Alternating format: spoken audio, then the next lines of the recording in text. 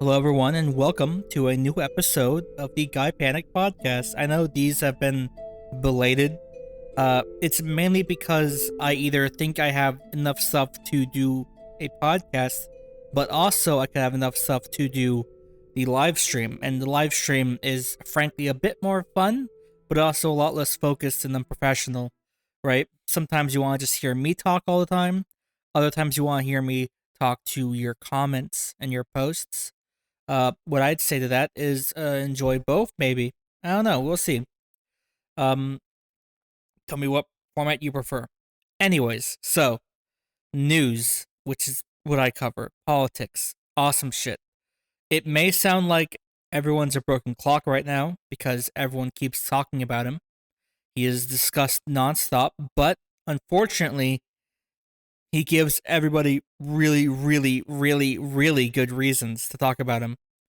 He wants to be in the limelight, and therefore I have to talk about Elon Musk. I'm really sorry. I'm really sorry, but this Boer here really wants to get into United States politics. And I don't even mean like being the president's vizier, okay? I mean like he quite literally is more of Trump's right-hand man than JD Vance is. JD Vance is put in the motel cuck chair. He is sitting there watching Elon and Donald go raw at each other all night, and he can't do anything except fight with the Pope and fight with Catholics and Christians, which is all he does. He just posts random chud nonsense. It's really embarrassing and kind of shows you who's wearing the pants in the White House, you know? Now, Elon has been going into some interesting avenues of drama recently. Three to be precise, right? I'm going to start with the oldest stuff and then go on to two new things that happened just today as I record this. I'm recording this on Thursday, February 20th. So the first thing is Ashley St. Clair, a MAGA influencer, a woman who worked at at the Babylon Bee, a really lame like fake news website. By fake news, I mean like comedically fake news, not like they're fake news. You know what I'm saying? Like they do. It's like the Onion, except for your really unfunny mother who's conservative socially, right? But, she apparently had Elon Musk's 13th child and had to have the kid be raised in secret after getting pregnant by him. Now, you might think, oh, well, Elon Musk, I guess he gets around if he's good at anything. He's good at getting women pregnant, but he's not the one actually getting them pregnant. Apparently, Elon doesn't have sex with them. What he does instead is he uses IVF, right? He has them insert his own semen into themselves to create the kid. And doing so, you can actually modify it to where you can only have male children. That's what Elon wants, is just having male children. Why? I don't know why. I really don't know why. Elon's lifestyle seems to just be devoid of women in general, and it's really weird.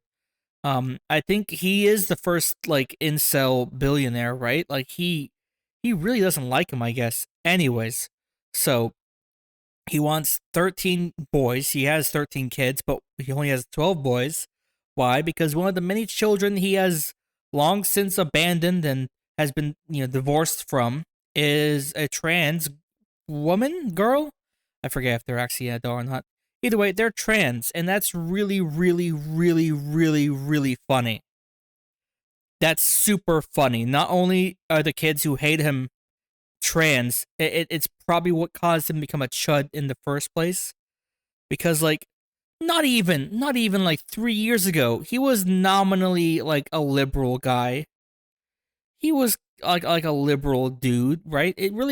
Shit went down when he got that whole flight attendant sexual harassment horse thing. That's when bad shit went down. But regardless, but yeah, no, yeah, Ashley St. Clair had his kid. Ashley St. Clair has made almost a career online endlessly slandering single mothers, yet has been a single mother for like months now, right? But I guess it's fine when you're a white woman. Uh, he's had like four different like women who've been the mother of his children. He hasn't gotten married. So much for traditional values. This is the guy who like loves all this trad nonsense, right? Like he made the platform to express that. But at the end of the day, he is just like some weird, gross Silicon Valley technocrat. He is just a big gay nerd, right? And he's gonna become a bigger gayer nerd. With the next story, I don't really care much about Ashley St. Clair's like personal life. Like apparently it's been very difficult because she's worried about being found out. She's been having her entire life subsidized by Elon now. It's kind of stupid.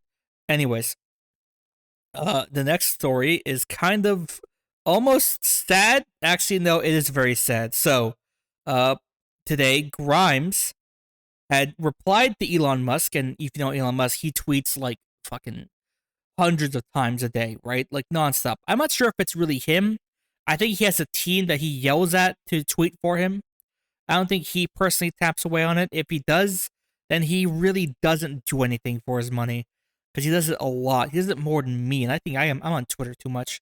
Anyways, Grimes, the mother of one of Musk's kids and his most famous partner, and sort of well-known pop music artist, um, replied to Elon saying, "Please respond about our child's medical crisis. I am sorry to do this publicly, but it is no longer acceptable to ignore this situation. This requires immediate attention. If you don't want to talk to me, can you please designate or hire someone who can so that we can move forward on solving this? This is urgent, Elon." She deleted that message. But then one of the replies had said something like one of the replies is some dude saying, "I don't pretend to know the man, but I can't imagine going public would help anything or anyone." And then Grimes replied, "I'm not giving any details, but he won't respond to texts, call, or emails, and has skipped every meeting, and our child will suffer lifelong impairment if he doesn't respond ASAP. So I need him to fucking respond, and if I have to apply public pressure, then I guess that's where we are at." So fucking pathetic. It's the party of deadbeat dads. He's just a deadbeat father. He has a kid and then he dumps him. I don't know why is he doing this for, right? He could 100% do all this crazy shit for his child, right? He has all the money in the fucking planet, right? He could dedicate his entire life to raising his kids. He could do that and also be the stupid Trump guy, right? He could do all those things. It's not hard. He doesn't have to actually work. He owns companies. So why? Because he is like he doesn't like people or children, right? What he desires more than anything else is to have epic boys call him epic, right? I guess when they're children and they're toddlers, they don't listen. They don't call you epic enough, so he doesn't like them. He does have his one kid, which he tosses around, the White House, named X. And hearing him say the name X on like television is fucking wild. You don't name your letter after. You don't name your son after a letter, and you don't name him XZA12 or whatever the fuck. Like it's nonsense, absolute nonsense. And I guess this is about Technomechanicus. One of their kids is named Technomechanicus. That is child abuse. Change their name. God damn it. Anyways, yeah, apparently it's so bad that Grimes needs to break one of the rules, I guess, that like uh celebrities and wealthy people have of not calling each other out on like personal issues that she wants him to become a part of his kid's life, and he very obviously will not do so. He won't. The only way that will happen is if he gets disgraced somehow in the Trump White House and then fucks off to go, pretend to be a good dad for a bit and then goes and does his other nonsense, right? He's He sucks so hard. But then, but then there's another thing that happened today. So, okay, there was an account that posted a clip of this Musk and Donald Trump interview with Sean Hannity. It's the first White House interview, and it's Musk and Trump together being interviewed by old, wrinkly ass and frankly drunk sounding Sean Hannity, right? And the interview is just Sean giving both men obscene sloppy, just really going down on it, right? He made a contract with the sloppy blowjob devil Sean Hannity because he can do it real good, right? And one of the things these two dipshits said is that the two astronauts we have stuck on the International Space Station have been abandoned by Joe Biden and NASA. That the United States federal government has abandoned two astronauts purely out of spite for Elon Musk and because they have some weird vendetta against astronauts in space travel. I don't know. It sounds stupid and made up, right? And what's really funny is that like on that clip that got pretty viral of them during the interview about the astronaut things, like I think the main quote here was that Hannity said, "You're going to help rescue two astronauts," and Musk, who took the lead in that interview, even though Musk can't fucking speak to save his life, right? You think I speak bad? Imagine this guy. Like, he sucks. You don't have to imagine. You can see him.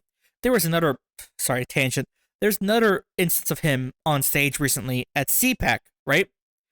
Doing stupid conservative nonsense. He's wearing fucking these giant blocky sunglasses indoors. He looks like a fucking tool. But he can't speak.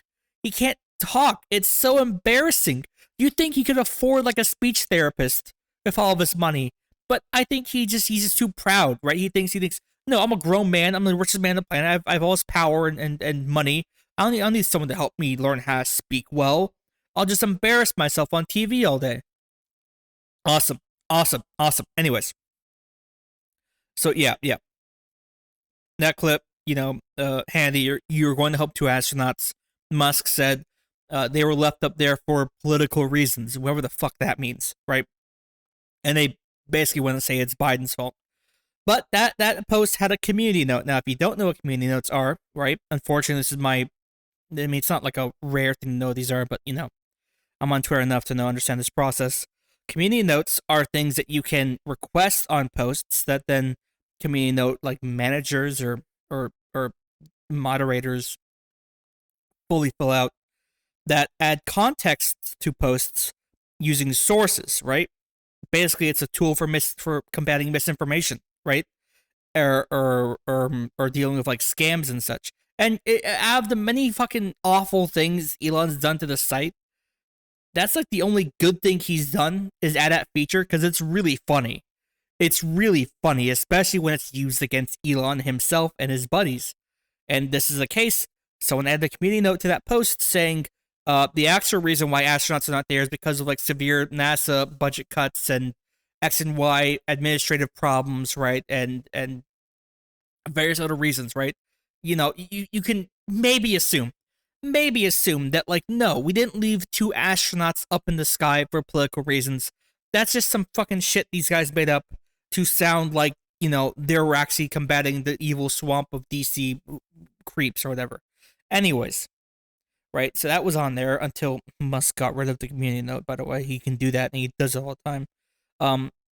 Somebody quote tweeted that interview segment, right? And his name is Andreas Mogensen, who is a Danish astronaut who's been on the ISS, if I'm not mistaken. In one moment, let me just double check here. Thank you, computer. Yeah, Andreas Mogensen, Danish astronaut and engineer. He has a PhD and an M in engineering, right? This is a smart, accredited, rather attractive-looking 48-year-old man, right? This guy is a fucking capital A astronaut, all right? He looks cool as hell. Right? And he's been to the ISS. He's been in space. He's pretty impressive. Cool guy. He responded to this like clip saying, "What a lie. and from someone who complains about lack of honesty from the mainstream media, right? That got plenty of traction on Twitter because he's a real astronaut whose opinions are based in his experience. But then he gets replied to by Elon. How embarrassing. Elon says, "You are fully retarded. SpaceX could have brought them back several months ago. I offered this directly to the Biden administration and they refused.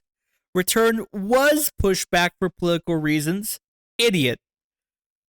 Elon Musk, a man who with 2 bachelor's degrees, called a guy with a PhD and a master's in engineering retarded, fully retarded. How quaint. Andreas then replied back, saying, "Elon, I have long admired you and what you have accomplished, especially at SpaceX and Tesla. You know as well as I do that Butch and Sunny are returning with Crew 9, as has been the plan since last September. Even now, you are not sending up a rescue ship to bring them home. They are returning on the Dragon capsule that has been on the ISS since last September." What the fuck? What a clown show. Oh my god. Oh my god. He's replying to people. He's getting angry on his own website. I can get angry on this website. I think it's fun. But he's doing it on the website he owns. Just really embarrassing. He can't form sentences. He needs someone having him on. He needs to be on a leash. He needs a wrangler. He needs someone to just tell him to shut the fuck up. Speaking of Elon, though, besides embarrassing himself, here's a story. Could Trump really return Doge savings to taxpayers? This is an interesting story. So, an idea first proposed on social media has bubbled up to the White House and received President Donald Trump's enthusiastic endorsement. Take some of the savings from billionaire Elon Musk's drive to cut government spending and return it to taxpayers. "I love it," Trump said on Wednesday on Air Force One when asked about the proposal. "If Musk's target of $2 trillion in spending cuts is achieved by next year," I think so far all the things he's put through, which has been a lot, has breached like maybe $0.8 trillion. Supporters of the idea say about 1/5 of those funds could be distributed to tax-paying households in checks of about $5,000. Now, I want to look at the words used here. Tax-paying households. What does that mean? Is that everyone who files for taxes? Will that like affect your next tax return? Right? Is it households like people with kids? We'll find out. We might have. I mean, they could just do chud based welfare in this country. It'd be interesting. But before you start planning for a windfall, budget experts say huge savings, nearly 1/3 of the federal government's annual spending, are highly unlikely, and they're sending out a round of checks similar to the stimulus payments from Trump and Joe Biden during the pandemic could fuel inflation. The White House officials dismissed the concern. Yeah, this is nonsense. So how? Okay, so Trump gives out a check to every tax-paying American, $5,000. How much is that? Is that going to fix anything? The answer is no. Why? Because what's going to happen, just like with the COVID stimulus checks, by the way, is people who actually make good money in this country, middle class and up people, are just going to save it. People who don't are going to spend it, and they're going to spend it on things they otherwise should be able to afford if they had decent standards of living, which will decrease with the dismantling of the last vestiges of a welfare state we have, which is what Doge is planning on fucking doing, right? I mean, if they're going to just fuck with Medicaid and make more and more parts of it less and less public, that's going to hurt them. But like, okay, what could $5,000 do for the working class person, right? That could be used to help, like, what, pay off a car, work to pay off a car, more like 1 or 2 months of rent. What, pay off like some form of debt a bit. It's not all that useful. It, there's this interesting thing where, like, the government can use lots of money that wouldn't really amount to much if distributed to every American, because not every American needs that money. Instead, it can be more fairly distributed to helping people who need it more, not just by giving them money, but by helping them actually be able to support themselves, right? It's like it's actually a lot like the homelessness issue, right? Where cities will spend hundreds of thousands of dollars on their police forces to break up homeless camps and cart homeless people away from their camps, and then just have them go off to a shelter somewhere, right? Which usually be something that's not funded well enough and overcrowded, and they're a homeless person, they can just leave and they will, right? It costs them so much money to do so, when in reality you could spend probably just as much and probably less money just helping them get a job in an apartment, right? Will some of them fuck up? Sure, but for the most part, like, just giving people money and giving people the means to make money is what helps people more so than just spending money to temporarily fix the problem. Right? Like, this is like the whole Andrew Yang UBI thing, right? Remember that, where like Andrew Yang's like we'll have universal basic income, right? Everyone will get $1,000 a month. And like, okay, well, you're gonna pay for that how? And he's gonna be like, oh, we're just gonna cut a bunch of social services. Yeah, no, fuck off. God, yeah, this idea here is dumb. Yeah, if Doge cuts $500 billion by July 2026, he said, then the checks would be $1,250 rather than 5,000, right? God damn it, dude. Yeah, this 2026 goal they're really shooting for is having fucking Doge somehow make up $2 trillion out of the federal government by July. And I guess part of that is that they want to actually scale back part of the Department of Defense. What was it, like 8% a year or so? Dude, okay, this has been like talked about, especially like the USAID thing, and also now with currently with the Ukraine thing, where the White House is apparently fully turned against Ukraine in an easily predictable fashion. Where now Trump is saying like actually Zelensky started the war. Elon saying like it's unfair to Russia, even though Elon was this Ukraine supporter at the beginning of the invasion. Crazy, I know, right? But like, this White House is like steamrolling towards losing world power status as fast as humanly possible, right? Like, the only thing that's gonna be maintaining American economic like power will be like sheer momentum by the end of this fucking presidency if they keep going at this rate, right? God, the future is becoming more and more like China, right?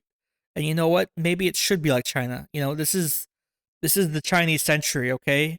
You better start learning your regional dialects of Mandarin, or else you'll upset your business partners and future commandants, friendos. All right, more Trump crap, because that's what everything is for the rest of time.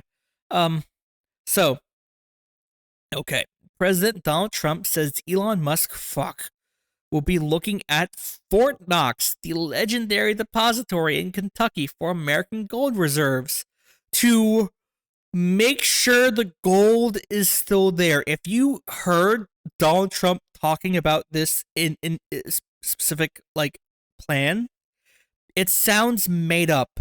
It sounds so stupid. I thought it was like a Zachary Hadel Oni plays bit where he's doing his Trump impression. We're gonna go to Fort Knox. We're going to open up the doors. We're gonna inspect Fort Knox. I don't want to open it, and the cupboards are bare. What does he not? What? What? Does he think the gold was stolen? Fuck this stupid gold. Oh, this is so dumb. It's so this is like what a child would do if he was president. I'm gonna go make sure we still have gold. How garbage. What else do we have here? Okay, gang. Okay, we have something that's not Donald Trump in Elon Musk. Okay, I know you're tired of hearing about those two men, so I'll cool that for now. Um, okay, this post got like a bit of traction, 7 million views on Twitter. Some guy named Nikita Breyer, who's some disgusting app developer creep. Okay, I heard this on Chapo, but like if you ever see anyone's account on any app ever call themselves a founder or ex-founder or or whatever, a founder, just immediately assume they're the dumbest men on the planet because they're so gay. I hate them. Anyways, he posted, over the last few months, I've been advising at Book Protectors, a new app for ordering an on-demand security detail, or more simply, Uber with guns. They're debuting in Los Angeles and New York City. If you have a hot date this weekend, pick her up in a Protector. Right? Now, what is this app? What is this? Well, they have several videos, and it's usually some kind of big brawny guy who was ex-cop, ex-military police, special force investigation, tactical combat readiness, search and destroy, team deathmatch, capture the flag, Blackwater mercenary types, those guys, and they look at the camera and they're wearing like a shitty suit and they're like, I'm a protector. I am trained to help you if you ever get shot, killed, decapitated, or burnt alive. I will save you from that. Right? It's like some insanely expensive fucking like rent a bodyguard app. But what what what what scenario would you need to have this, right? Like, who would need this? Because okay, first off, just the price tag alone for this app to use these people is a lot. So we can count out the lower class. They're not using this shit. All right. And the upper class, they can afford their own bodyguards and bouncers if they feel like they need to have these people with them. They need to have these big brawny boys with them. They can just hire one. They do it now. It's easy. So who would use this? It's a middle class person app. It's an app designed for like really lame. Probably I could imagine like late 20s, early 30s. Tech. No, not nomads, but tech people in New York and Los Angeles, and then eventually San Francisco too, I bet. Or rich kids, or just nouveau riche idiots who are constantly scared of everything, right? And they have some money, and they wanna, I guess, go outside somewhere. So they hire these dipshits, and like the app itself looks like a Uber ripoff. Um, they ask how many protectors you want. And it can go up to like 4, and why would you need 4? I don't fucking know. You can pick the dress code or whatever, and then you can also like choose to have 2 black SUVs in your motorcade. That's so fucking gay. Who needs this? It's another thing like Uber, like DoorDash and Instacart, where it's just a way for you to have middle class people feel like they're rich, right? Instacart uses, horribly lowly paid labor of the gig economy to simulate having a personal shopper, which is an actual job rich people hire people to do, right? Same with DoorDash, which is, besides pizza and takeout, like Chinese takeout, traditionally people wouldn't be, having food yeah, wouldn't be having food delivered to them, right? But now you can order any servant to go out and get you food right now from anywhere. It's gonna cost you a lot, and then Uber as well, right? Having a personal chauffeur who will go anywhere, and they're waiting on you, as opposed to finding a taxi or a taxi rank, hailing one, and then telling him to go about his day in like a very workmanlike fashion. You know, it's really, really lame. What else do these guys offer? Ooh, they have another app called Patrol. Patrol Patrol allows you to crowdfund private patrols around the area, right? You can have a whole neighborhood spend hundreds of dollars having drones and patrol cars and all this other nonsense, robots even, after reaching a goal, right? In the accumulated money pot, right? And like this shit, it looks so stupid. Who would buy this?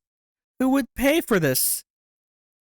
And by the way, these are people who are like off-duty cops. They're still currently cops. This is cop gig work. This is the cop gig economy. Only America can have that shit. God, I hate this. Like, first off, you don't need this, by the way. In the United States, you don't need bouncers and protectors like this. You don't need this crap, right? If you do, then I maybe you shouldn't go where you're going, right? But for the most part, you don't need it to go to a date at night in a nice restaurant. You don't need it to go to a concert. You don't, right? It's not necessary. Crime's gone down. It's never been more safer, right? Holy shit. And these guys can't, I mean, I know they're armed, at least in the two areas they are, but like because they're off-duty cops, which I don't know how the hell that's moral. Or not, or more, but ethical, I guess. But like their job won't be the die for you, right? Their job is to intimidate people, make them go away at most, which can be done by having more than two or one people in the group. Seriously, having a group of people will scare away anyone who would willingly like seem to attack or rob you, right? It's not hard. Ah, I hate this country so much. Why is this a thing? Who decided this thing will be a thing? It sucks. Neighborhood watch thing? Ooh. That patrol thing. I don't like either because it's a new form of further privatizing all civic life in the United States. This is mainly a suburb thing, I can assume, because there's going to be driving around in circles around these houses, right? And like, you know what's gonna happen? You know what's gonna fucking happen? Depending on the area of New York or Los Angeles, probably Los Angeles more than New York. There's gonna be like HOAs who require you to pay for the fund. That's gonna be a fucking thing. A new market to further take away your money for something that's completely and totally useless. That's what's gonna fucking happen, right? HOAs are the bane of human living. I don't like them. Nuh-uh. Nope. Nuh-uh. So yeah, I mean, it's HOAs privatize so much shit that the city would normally have to pay for, right? And they don't do it better. Trust me, they don't do it better. All HOAs are really is just a way for people who own homes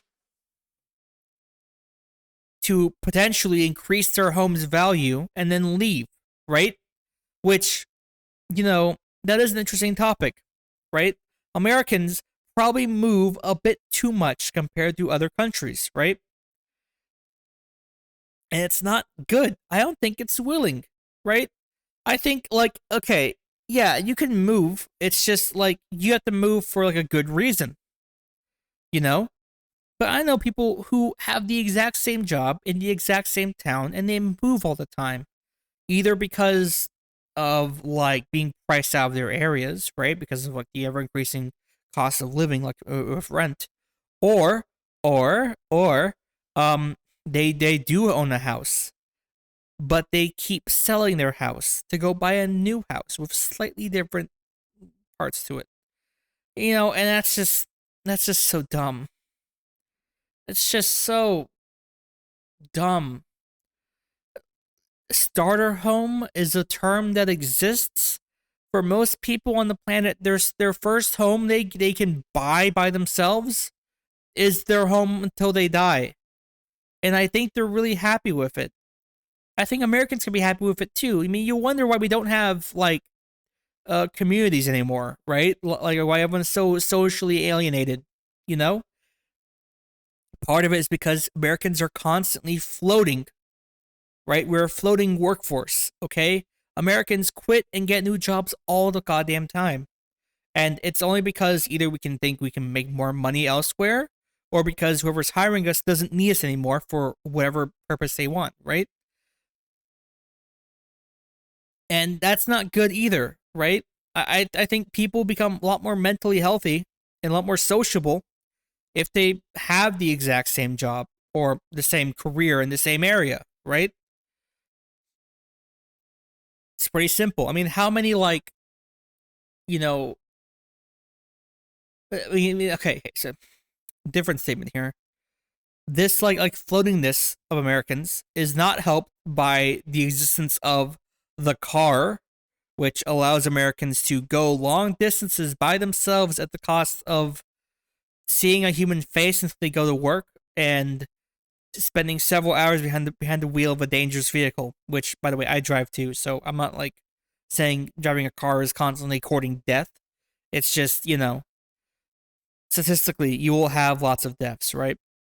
With a society based around cars. We have a lot of car deaths in the United States, along with debilitating life injuries too.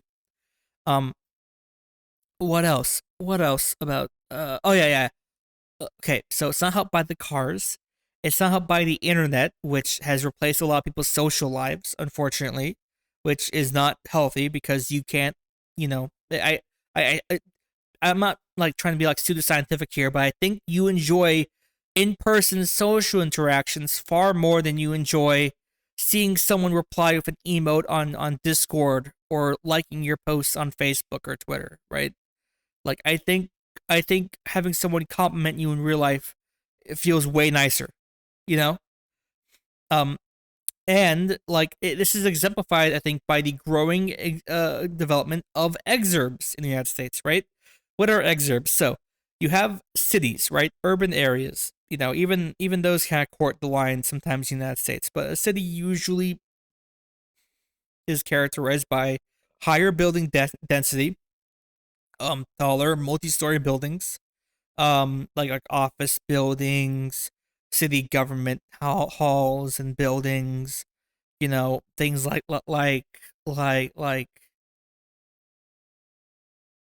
things like increased public transportation to manage a higher density of people, more pedestrian availability, right? That's usually what a big downtown urban area is like. But then you have suburban areas, which are outside of cities, which tend to have, more houses and, laid out, sprawling apartment complexes alongside strip malls and the occasional mall. And those are rather alienating and can be alienating, right? The only way to make them not alienating is to live there long enough that you eventually will learn the names of your neighbors, right? But what could be worse than that? Well, we have exurbs. What are exurbs? They aren't technically part of a city. They aren't really part of a suburb either, right? Because they drive like what 40 miles out, and then you're in some sort of weird, disjointed, it's purely car based. Like, even in a suburb, you could theoretically ride a bicycle around and get the places, right? Like I've been to suburbs all across the country. You can still get around without having to drive. Exurbs are purely car based, and with that, they are the worst kind. And like we have, and like you might think like, well, exurbs would have to exist, right? People get pushed out. They have more rural lifestyles, they farm and such. And that's fine. But the exurbs I'm talking about are the places between major cities, right?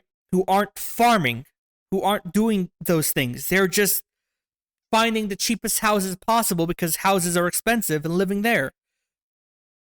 And unfortunately, that means that they live in areas that don't have any density, which means they don't find people until they go to work every day. And then they, if you're an American, you're changing your job every couple of years, so you don't really know the people you work with that much. It's not good. All I'm saying is not good. Now, of course, some people are saying stuff like, well, what if I like that type of lifestyle? What if I grew up in a city and I'd love to just go outside and hear nothing or hear bugs and trees and the wind? You're allowed to do so. That's fine, right? But like most Americans aren't given that choice. They are not given much of a choice at all, right? And a lot of Americans live in areas that should be urban, but are really not. They are not treated the same way and are not zoned the same way. And you have like these weird, like a lot of those cities I think exist in like the American Southeast, not the South, but like Florida up to Maryland. You will have tons and tons of towns and cities that like really should be way more dense, but they're not. Why? Because they were built in like the last 40, 50 years, right? And the people who live there are like usually older or middle-aged people that like managed to buy a house finally, so they live in this shithole, which they have to draw. They have like one grocery store, live in a fucking food desert. It's not good. So yeah, what was I even talking about again? Oh yeah, patrol. Yeah, American housing is bad. We should fix it, maybe. Haha. Anyways, I want to take the time in this last bit here to talk about a video game. That video game is Sid Meier's Civilization 7. I've been playing a lot of it recently, ever since it came out, and you know what? It's okay. It's okay for a Civ launch. It's pretty good. Are there problems? Yes, there are problems. Will Firaxis release a million DLCs? And the game will only be really, truly very good after all those DLCs? Yes, but you know what that was the case for? Every other Civ game, and any Civ fan who's being honest will agree with that, because that's just how the game series works, and people know what they're getting into, right? And it sucks. It's not really that like consumer friendly of a model, and I wish it was. But I will say, at least on launch for the price tag, Civ 7 does have decent amount of content to enjoy and great new systems to interact with, right? I think their biggest improvements are the visual look of the game. The game is gorgeous looking, right? Not only is the terrain like the best it's ever looked in terms of like being like a realistic, naturalistic beauty to it, but the cities themselves are insanely detailed and are generated in ways that are pretty fun. I mean, besides the buildings you choose where to build, for the most part, they look really good, and the units look very good too, right? They have these little, it's like a little diorama, right? Like you're placing little guys on the board, more so than Civ 6, where it's just four dudes in weird outfits mulling around, right? Like those look like crap. I mean, I'll just be honest here. Civ 6, I like the art style, but like the units could have used some more density to make them feel like an actual, unit of soldiers, but whatever.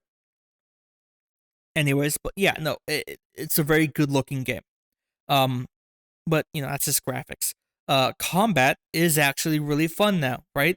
I think not only is the combat system way different and now relying upon you using these army commander units that can pack and unpack units, use that to like your own like weird strategies of like a flanking attack because they move faster than moving all your units manually would. So you can use that. They can, these commanders can specialize in certain things. You have like a commander who specializes in defense, pure defense, or pure offense, or logistics, or movement. Right? Pretty cool, I think. There's a lot of tactical flexibility in this game, and I like that a lot. I haven't gotten too far in naval stuff yet, because naval stuff, as per usual in Civ, is pretty dry, especially up front in the ancient era. So I need to play more industrial era games to get through that. What about the era changes? Era changes are okay. I wish the game would give you more information, and that's a big part of it. But they're okay. You know, I think they're fine. They're fine. Era changes. Um, you know, picking a different civ each time can be a bit weird for some players who just like the idea of playing as the Roman Empire until uh, uh 1973 and using space rockets and lasers and shit. You know, Space Romans is cool. I agree, but I do like the idea of like your civilization evolving over time too, though, and changing to fit different needs, right? Because you know the drawback in Civ 6 was that sometimes your civ was just no longer that useful in terms of their abilities, right? Like they were specialized to work in one situation, like in the early game or the mid game, but then after that, it's just no longer all that viable to focus on their specialties because their specialties are outdated. So you're just playing a generic Civ now, you know. And I guess in that is and the issue I guess players had is that like they didn't feel like they were actually playing to their Civ strengths at the right time, or they're going too fast or too slow. In this game, your Civ has its strengths every single era, with all these evolving technologies, right? And it's pretty cool. I like the idea of like civ specific civics, which allows your civ to do things like if you're playing as the Romans, you get certain bonuses that facilitate expansion and developing one big city instead of a bunch of smaller ones. And it also gets you the Colosseum really fast, and a bonus to building the Colosseum. That's pretty Roman of me. That's pretty cool. Um, yeah, the leader screens and the UI is probably the worst part about the game. The game can be hard to read from a distance, the buildings and such. There's not much color in the buildings, so you can't tell exactly what each building is, right? It's hard to distinguish. In Civ 6, readability was everything. The game was really colorful, and that was why. So you could tell exactly from just looking at one screenshot what's going on in the screen. You can't really do that in Civ 7. Civ 7 got rid of builders, so your cities are like autonomous. You don't need to micromanage them. You just set their projects and choose the districts, and that's it. Which is nice. It reminds me of it's basically how it was in Civ 5, and it's pretty nice to just plop a city and say, okay, well here we are here, so let's move on to our next project instead of okay, well, we popped the city down. That took a while. Now we have to build it up. Okay, now we have to build it up again and choose where this is going to be or where it's at. All that crap. It's gone. That's good. What else here? The towns and city systems is interesting. So you don't just have cities, you have cities and towns. Towns connect to cities, and those towns, they don't generate science and culture, but they do generate things like food to grow themselves, production, which goes towards the main city is growth and gold, and you can specialize them and make them focus on like, oh, this town's just for agriculture, this one's just for defense, right? And those towns can connect and support a bigger city, and it's pretty cool, right? Some civs specialize in having like a couple really strong cities instead of towns. Others might be more like a bunch of towns supporting one city to make a really big city, right?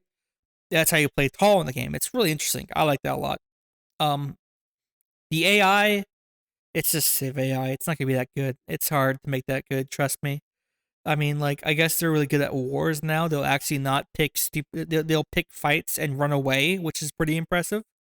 The barbarians are gone. They're just city states now, and they're pretty fun to deal with. You can choose to befriend them and then make them almost a part of your empire. You can evolve them from a barbarian tribe that will attack anyone to a city state, and then you can just choose to incorporate them using influence, which is used for all your diplomacy. And diplomacy is okay in this game. It's okay. The leader choices are interesting too, right? You don't just have like actual historical leaders of nations. You have influential people like I don't know, Jose Rizal and Harriet Tubman, right? I think it's actually a pretty interesting choice, right? Because Benjamin Franklin, right? If you think about colonial America, you probably do think about Benjamin Franklin. He's the guy in the $100 bill. Was he ever the leader of the country? No, he wasn't. He was never president. but he practically is a president in the eyes of American, historians. I mean, not practically a president, but as influential as any president would be, more so than in the case of a lot of them. So I'm fine with that. It'd be pretty interesting, the combos you can make in this game too. There's a lot of potential for DLC, but also a lot of potential for bullshit. So we'll see. We'll see. It's always about we'll see, right? Because game devs are all fucking cretins. Well, not the devs, sorry. Game publishers are cretins who endlessly want more and more money. What else did we see here? There are two other gamer news stories. Yeah. GameStop announces plans to sell off French and Canadian outlets, while its CEO yells about wokeness and DEI in bizarre, self-defeating promotion. So if you could imagine a brick-and-mortar game store like GameStop, especially a chain, those things aren't doing too hot, even though they're all in this like stupid stock market nonsense. I mean, if you've ever been to a modern-day GameStop, it's a pretty sad affair. You got video games, older type stuff, and that's pretty good, I guess. But they also have like toys, a million Funko Pops, and I hate Funko Pops, folks, so it's kind of sad. He deleted the post. That sucks. I can't find anywhere, folks. I really apologize, but it's hard out there for a podcast host. So there's that, I guess. I mean, that's just funny. I mean, I'm glad they're dying out, like GameStop that much. I've used it on occasion, but I don't know. I think I was most mad. I was most mad when one day I went to go ask the guy if I could buy Fire Emblem Awakening, and the guy thought I meant Fire Emblem Heroes, and I got really mad. By really mad, I meant I told him no, not that, and then I left with buying something else, and I never forgave him after that. What else do we have here? What was the other gamer article? Gamer news or something? Oh yeah, fuck. So, oh god, this was such garbage, dude. So, there's this video game, Marvel Rivals. It's a really successful hero team, not shooter, but third person team game, right? It's Overwatch, except in third person, and you play as Marvel superheroes, and lots of people really liked it, right? It was fun, it was creative, there's all these interesting abilities. It was just a fun game, right? I mean, the balance wasn't what you call perfect, but it was a fun game, right? It was just like 2016 again, or whenever the hell Overwatch came out. It was interesting. Lots of people played it. It was really, really popular. It was making gangbusters for NetEase and presumably Marvel itself. But fortunately, the development team for Marvel Rivals has been laid off. They've all been laid off. How awesome. What a great industry. Hey, isn't it crazy how like people complain about like wokeness and DEI or whatever fucking Sweet Baby Inc. nonsense is what's killing the gaming industry, when you can make the most successful game ever and still get your job taken away from you and your team fired, Maybe that's not the case. Maybe it's just nothing but seeking profit, because I'm pretty sure, as far as NetEase is aware, they've made their money. They have a game people are playing, and not everyone's going to learn about the fact that the director's been laid off. I'm not playing that game anymore. Fuck them. They're assholes. Bye-bye. I mean, I'm glad I had never actually spent any money on the game, so I guess that's good. But fuck them. But there'll be lots of people who don't know about the dev team being laid off or don't give a shit.